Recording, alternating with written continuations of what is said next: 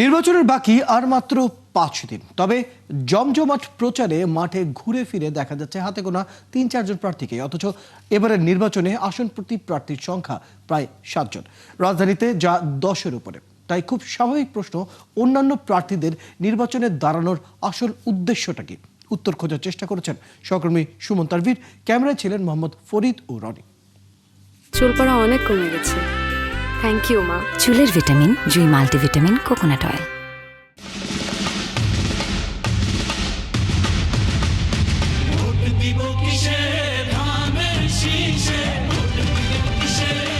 কোনো প্রার্থী তার দলের নির্বাচনী থিম সং, কেউ আবার এক ধাপ এগিয়ে নিজের নামেই গান বানিয়ে নেমেছেন জমজমাট প্রচারে।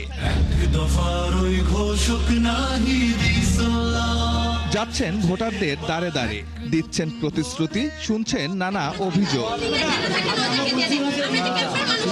তবে এই প্রচার কয়েকটি নির্দিষ্ট দল কিংবা স্বতন্ত্র প্রার্থীর। ইসির হিসাবে এবার 299 আসনে প্রার্থী সংখ্যা প্রায় 2000, আসন প্রতি যা কম বেশি 7 জন। আর রাজধানীতে প্রতিদ্বন্দ্বিতা করছে সবচেয়ে বেশি প্রার্থী, আসন প্রতি প্রায় 10 জন। পোস্টার নিয়ে নির্বাচন কমিশনের কঠোর নির্দেশনা থাকলে নির্বাচন যতই ঘনিয়ে আসছে, রাজধানীর অলিগলি ছেয়ে যাচ্ছে পোস্টার ব্যানারে। আর এটিকে নির্বাচনী উৎসব হিসেবেই দেখছেন এলাকাবাসী। তবে এসব পোস্টার ব্যানার কিংবা নির্বাচনী প্রচার প্রচারণায় ঘুরে ফিরে দেখা মিলছে 2 থেকে 3 জন প্রার্থীরই। প্রশ্ন হচ্ছে, বাকি প্রার্থীরা আসলে কোথায়? তাদের নির্বাচনে দাঁড়ানোর উদ্দেশ্যই বা কি? বিষয়টি ভালোভাবে বুঝতে ঢাকা 12 আসন থেকে শুরু টিম 71-এর যাত্রা। এবার সারা দেশের মধ্যে সর্বোচ্চ 15 জন প্রতিদ্বন্দ্বিতা করছেন এই আসনটিতে। এ পর্যন্ত কতজনের দেখা পেয়েছেন এ আসনের ভোটাররা, আর কতজনকেই বা চেনেন তারা? কাকা, সালমা আক্তারের বাসা কোথায়? আপেল প্রতীকে এমপি নির্বাচন করতেছে সালমা আক্তার। আসলে চিনি না, যেটা বাস্তব কথা। চিনলে তো আপনাকে বলতাম, বুঝলেন? চেনেন না আপনাদের এলাকায় এমপি? আসলে আমি তো সত্যি আজকে শুনলাম। ঝুড়ি মার্কা বা কলম মার্কা এদিকে তেমন দেখা যায় না। লাঠি মার্কা, সিংহ মার্কা এগুলা এদিকে আসে না বেশি একটা। এটা চেনেন আপনারা? এই যে আবুল বাশার, কল্লোল। না, এদেরকে তো আমরা আগে থেকে চিনি নেই। রাজধানীতে দ্বিতীয় সর্বোচ্চ সংখ্যক প্রার্থী যেসব আসনে প্রতিদ্বন্দ্বিতা করছেন, তার মধ্যে ঢাকা 16 অন্যতম। এই আসনের প্রায় পুরো এলাকা পোস্টার ব্যানারে ছেয়ে গেলেও তন্ন তন্ন করে খুঁজেও প্রচারে 3-4 জন প্রার্থীর বাইরে কাউকেই খুঁজে পাওয়া গেল না। 10 নম্বর বাসা কি এটা? আসনটিতে গরুর গাড়ি মার্কায় নির্বাচনে দাঁড়ানো নাজমুলের খোঁজ নিতে গিয়ে পিলে চমকে ওঠার অবস্থা। খোদ তার বাড়ির পাশের বাড়ির মানুষও জানে না নির্বাচন করছেন নাজমুল। নির্বাচন দায় নাই, না উনি কেন নির্বাচনে দাঁড়াবে? আমরা এই জায়গায় মানুষ হচ্ছে, আমরা জানি এই জায়গার খবর। না, অসম্ভব কথা, এটা ভুল কথা। রহস্য উন্মোচনে তাই এলাকাবাসীকে সঙ্গে নিয়ে এবার নাজমুলের অপেক্ষা। মিরপুর 6 নম্বরে একটি স্টেশনারি দোকান চালান নাজমুল। কিছুক্ষণের মধ্যেই সেই দোকানে হাজির তিনি।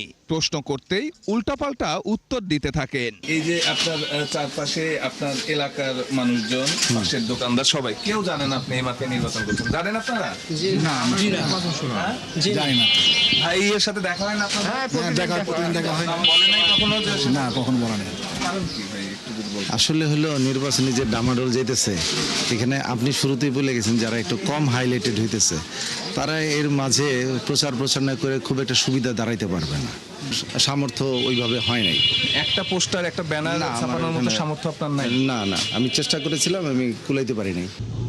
নির্বাচন কমিশনের তালিকা ধরে ঢাকা 16 টাক প্রতীকের আরেক প্রার্থীকেও খুঁজে বের করে টিম 71।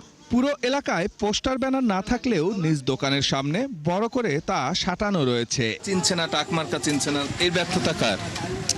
কথা হচ্ছে ধানের শীষ এবং মনে করেন অন্যান্য যে হেভিওয়েট মার্কাগুলো, ওগুলো মানুষের মুখস্থ। কিন্তু আমাদের ট্রাক মার্কা তো অনেকেই জানে না। যদি এমপি নির্বাচন এখন না হয়ে যদি কমিশনার নির্বাচন হতো, তাহলে আমি কমিশনারে দাঁড়াইতাম। তবে বিশেষজ্ঞরা বলছেন এই নির্বাচন খেলার পেছনের হিসাবটা এত সরল নয়। মূলত শক্তিশালী প্রার্থীদের পোলিং এজেন্ট নিয়োগে এইসব প্রক্সি প্রার্থীদের ব্যবহারের চর্চা বহুকালের। এই রাজনীতি আমরা এর আগেও দেখেছি, অপরিচিত অথবা তার দল অপরিচিত এই ধরনের দল থেকে অথবা ব্যক্তি পর্যায় থেকে যারা প্রার্থী হন তারা মূলত কোনো দল কিংবা কোনো প্রার্থীর পক্ষে কাজ করেন এবং সেই নির্বাচন ভোট কেন্দ্রের যে এজেন্ট কিংবা ভিতরকার যে তথ্য ভোটারদেরকে প্রভাবিত করা এই প্রসঙ্গগুলোতে এই প্রার্থীরা কাজ করেনি। প্রক্সি প্রার্থী কমাতে আরও কিছু নিয়মকানুন প্রবর্তনের পরামর্শ এই বিশ্লেষকের। সুমন তানভীর, ৭১, ঢাকা।